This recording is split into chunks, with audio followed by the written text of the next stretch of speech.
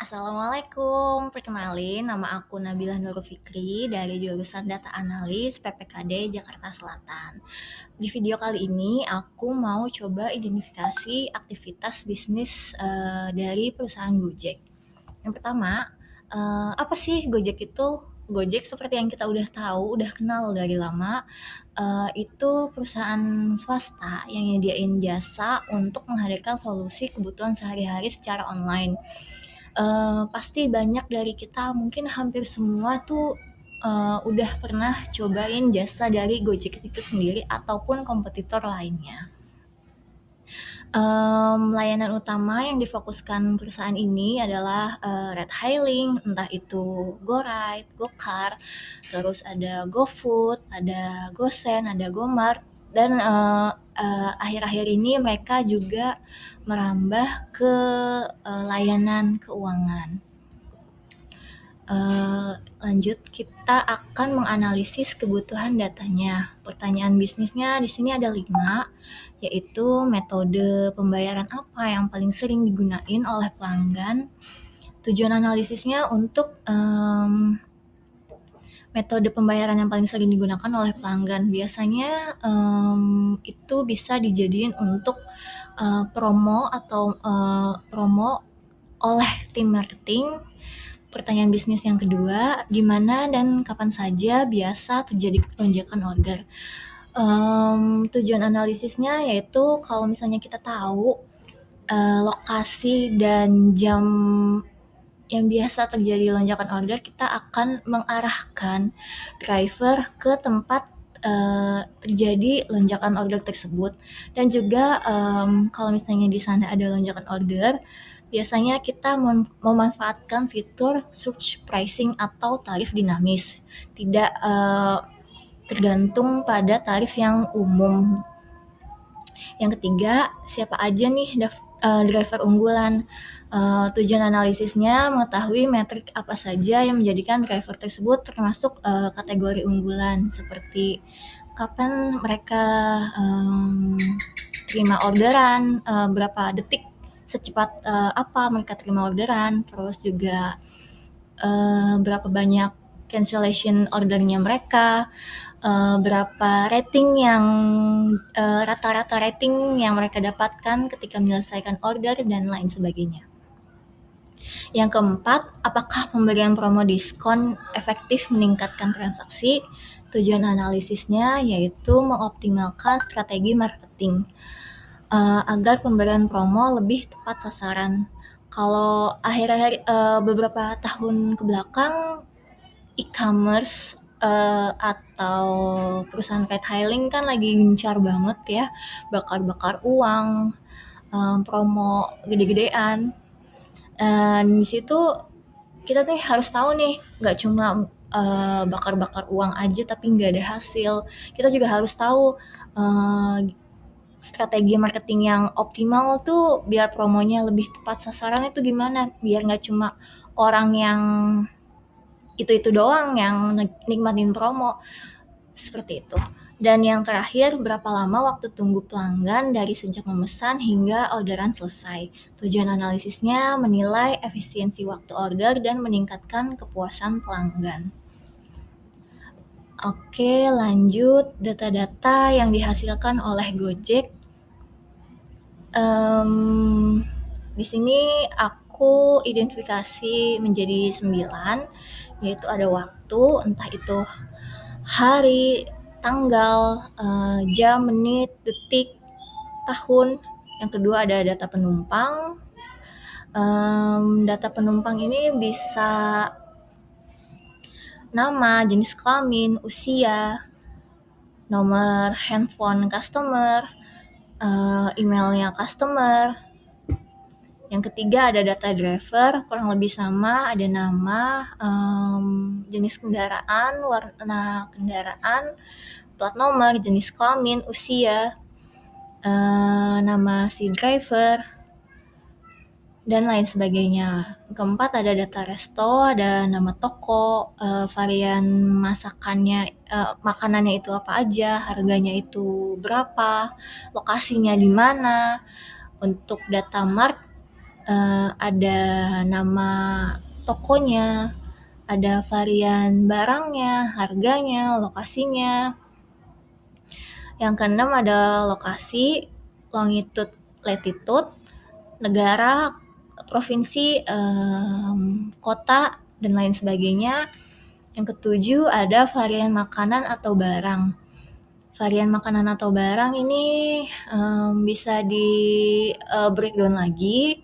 Ada nama makanan atau barang itu sendiri, terus jenisnya apa atau kategorinya apa, dan lain sebagainya. Untuk tarif ini harga normalnya berapa, biaya penanganan yang diambil oleh platform Gojek ini sendiri berapa, diskonnya berapa, lalu ada totalan tarifnya itu sendiri.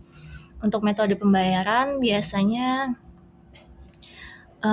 kalau di ride hailing tuh ada GoPay, ada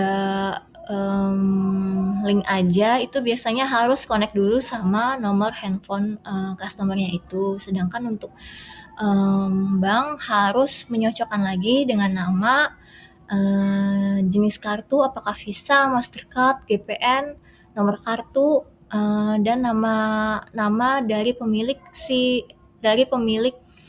kartu tersebut. Lanjut, model operasional data. Kategori datanya dari yang sebelumnya aku sebutin itu model datanya untuk waktu itu terpusat. Kenapa? Karena datanya itu sifatnya nggak dinamis, sifatnya konsisten itu doang. Jadi terpusat. Untuk data pelanggan, data driver, data resto, dan data mart itu model datanya harus terdistribusi karena itu tuh data utama, bukan emang data yang nggak bisa diubah, nggak bisa udah saklek dari awal pembuatan akun tuh pasti itu. Jadi kalau pilihnya model datanya terpusat pasti bakalan lama karena di situ ada bottleneck. Sedangkan untuk lokasi aku pilih yang terreplikasi karena untuk lokasi varian makanan dan barang untuk lokasi varian makanan atau barang dan tarif aku pilih terreplikasi karena memerlukan kecepatan akses. Sedangkan untuk metode pembayaran aku pilih terdistribusi karena itu data utama atau data yang cukup sensitif. Oke, lanjut ke peran pengelolaan data. Untuk kategori data yang 9 tadi,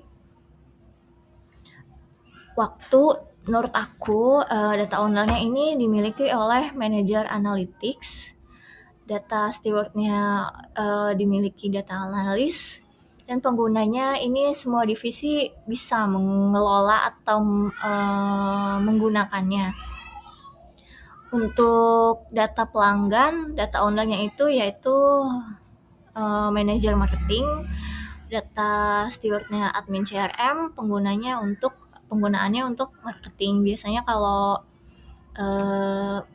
penggunanya terlalu pasif, biasanya lebih diberikan lebih banyak promo dibanding pengguna yang sangat aktif setiap harinya.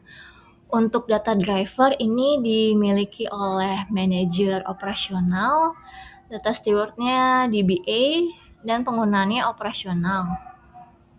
Untuk data resto, manajer merchant atau partnership, data steward-nya admin merchant, penggunaannya untuk operasional atau marketing.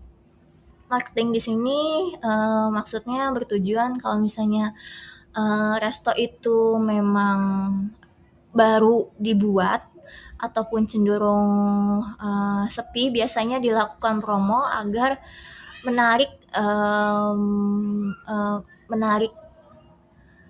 lebih menarik customer dibanding emang restoran yang udah menarik sejak awal atau emang yang ramai setiap harinya.